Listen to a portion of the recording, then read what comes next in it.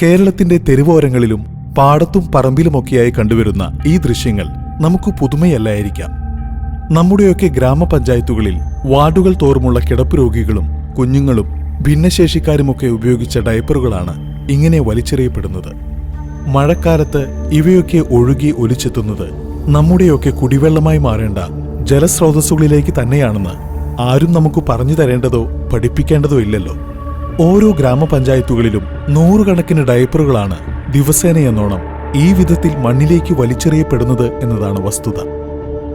ഭാവിയിൽ മാരക രോഗങ്ങൾക്ക് കാരണമായേക്കാവുന്ന മാലിന്യ പ്രശ്നം വേണ്ട വിധം പരിഹരിക്കാൻ നമ്മുടെ ഹരിതകർമ്മ സേനാ സംവിധാനങ്ങൾ കൊണ്ട് കഴിയാത്ത അവസ്ഥയിലാണ് ഇന്ന് കേരളത്തിലെ ഗ്രാമപഞ്ചായത്തുകൾ. ഈ സാഹചര്യത്തിലാണ് തൃശൂർ ജില്ലയിലെ എളവള്ളി ഗ്രാമപഞ്ചായത്ത് ഭരണസമിതിയുടെ അന്വേഷണത്തെ തുടർന്നുള്ള ആധുനിക ഡയപ്പർ ഇൻസിനറേറ്റർ സംവിധാനം ശ്രദ്ധിക്കപ്പെടുന്നത്.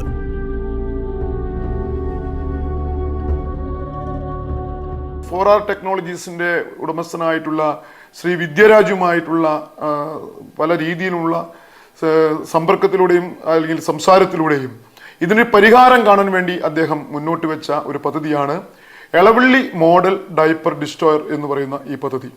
ഞാൻ പ്രതിനിധാനം ചെയ്യുന്ന എളവള്ളി ഗ്രാമപഞ്ചായത്തിലെ എൻ്റെ വാർഡായിട്ടുള്ള 3-ാം വാർഡിലെ കുടുംബശ്രീ അംഗം ഈ ഡയപ്പറുകൾ എങ്ങനെ നശിപ്പിക്കുവാൻ സാധിക്കുമെന്നതിനെ കുറിച്ചിട്ടുള്ള ഒരു ചോദ്യം ഉന്നയിക്കുന്നത്.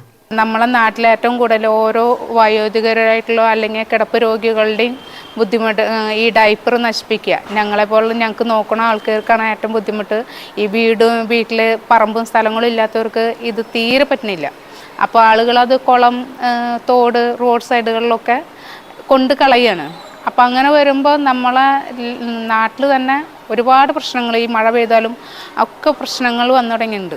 നമ്മൾ സമൂഹം നേരിടുന്ന ഏറ്റവും പ്രധാനപ്പെട്ട പ്രശ്നങ്ങളിൽ ഒന്നാണ് ഈ ഡയപ്പറുകളുടെ സംസ്കരണം എന്നത്. കിടപ്പ് രോഗികൾ, ഭിന്നശേഷിക്കാർ, അതുപോലെ തന്നെ കുട്ടികളുടെ ഡയപ്പർ ഇതൊക്കെ വലിച്ചെറിയപ്പെടുകയാണ് പലപ്പോഴും ചെയ്യുന്നത്.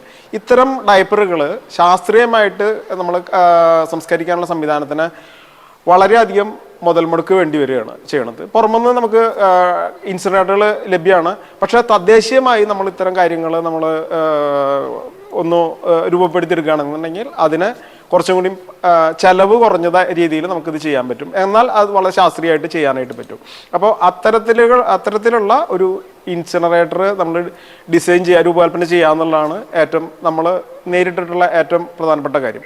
ഡയപ്പർ ഡിസ്ട്രോയർ ചെയ്യാൻ പറ്റുന്ന തരത്തിലുള്ള വലിയ തുകയ്ക്കുള്ള 1.5 കോടി 2 കോടി രൂപ ചെലവ് ചെയ്തിട്ടുള്ള സംവിധാനങ്ങൾ ഇന്ന് ഉപയോഗപ്പെടുത്തുമ്പോൾ ഏകദേശം 15 മുതൽ 25 ലക്ഷം രൂപ ചിമ്മിണി ഉൾപ്പെടെ തുകയിൽ ഒതുങ്ങി ഒരു സാധാരണ ഗ്രാമപഞ്ചായത്തിന്റെ സാമ്പത്തിക സ്ഥിതി അനുസരിച്ച് ആ പ്രദേശത്തെ മുഴുവൻ കിടപ്പ് രോഗികളുടെയും മറ്റു കുട്ടികളുടെയും ഡയപ്പറുകൾ സംഭരിക്കുന്നതിനും അത് സംസ്കരിക്കുന്നതിനും ആവശ്യമായിട്ടുള്ള ഒരു പദ്ധതിയായിട്ടാണ് എളവള്ളി മോഡൽ ഡയപ്പർ ഡിസ്ട്രോയർ മുന്നോട്ട് വന്നിരിക്കുന്നത്. തൃശൂർ പൊല്യൂഷൻ കൺട്രോൾ ബോർഡിന്റെ എല്ലാ തലത്തിലുമുള്ള അനുമതി പത്രവും അതിന് ലഭ്യമായിട്ടുണ്ട്.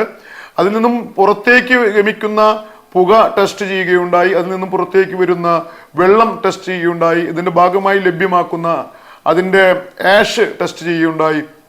അത്തരത്തിൽ ടെസ്റ്റ് ചെയ്യപ്പെട്ട മുഴുവൻ സംവിധാനങ്ങളും പ്രകൃതിക്ക് അനുകൂലമാണ് എന്ന് കണ്ടെത്തിയതിൻ്റെ അടിസ്ഥാനത്തിലാണ് പ്ലാസ്റ്റിക് കത്തിക്കുമ്പോൾ ഉണ്ടാകുന്ന വ്യത്യസ്തങ്ങളായിട്ടുള്ള വാതകങ്ങളെ പോലും ഇല്ലായ്മ ചെയ്തുകൊണ്ട് പ്രകൃതിക്ക് അനുകൂലമായ രീതിയിൽ വായു മലിനീകരിക്കപ്പെടാതെ, വെള്ളം മലിനമാകാതെ, അത് മണ്ണ് മലിനമാകാത്ത രീതിയിൽ മാതൃകാപരമായി ഈ സംവിധാനം മുന്നോട്ട് വയ്ക്കപ്പെട്ടിട്ടുള്ളത്.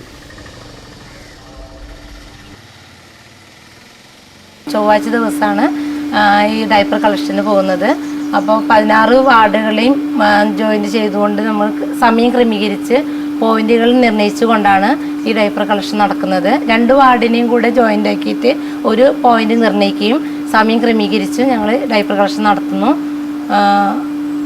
ചൊവ്വാഴ്ച ദിവസങ്ങളിൽ ഡയപ്പർ കളക്ഷൻ നടത്തുന്ന സമയത്ത് എത്തിക്കാൻ കഴിയാത്തവർക്കായിട്ട് തിങ്കൾ, വ്യാഴം ദിവസങ്ങളിൽ വാതക ശ്മശാനത്തിൽ സൗകര്യം ഒരുക്കിയിട്ടുണ്ട്, നേരിട്ട് എത്തിക്കാൻ സൗകര്യം ഒരുക്കിയിട്ടുണ്ട്.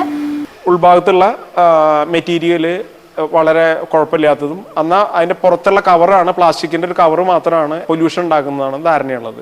നിലവിൽ നമ്മൾ കാഴ്ചയ്ക്ക് ഇപ്പോൾ പലരും പറഞ്ഞിട്ടുണ്ട് ഉള്ള കാര്യം, ഉള്ളിലത്തത് പുറത്തേക്ക് വലിച്ചിടും, അതിൽ കുറച്ച് ഉപ്പിടുകയും ചെയ്ത് കഴിഞ്ഞാൽ അത് ചെറിയ നമുക്ക് കണ്ണിൽ കാണാണ്ടാവുന്നു. കണ്ണിൽ കാണാത്ത മുഴുവൻ നമുക്ക് പൊല്യൂറ്റൻ്റ് അല്ലാത്ത രീതിയിൽ ആണെന്ന് നമ്മൾ ഒരു തോന്നലുണ്ടാകാമെങ്കിലും ഇത് നേരെ ഇറങ്ങിപ്പോണത് നമ്മുടെ വാട്ടർ റിസോഴ്സുകളിലേക്കാണ് ഇറങ്ങിപ്പോണത്.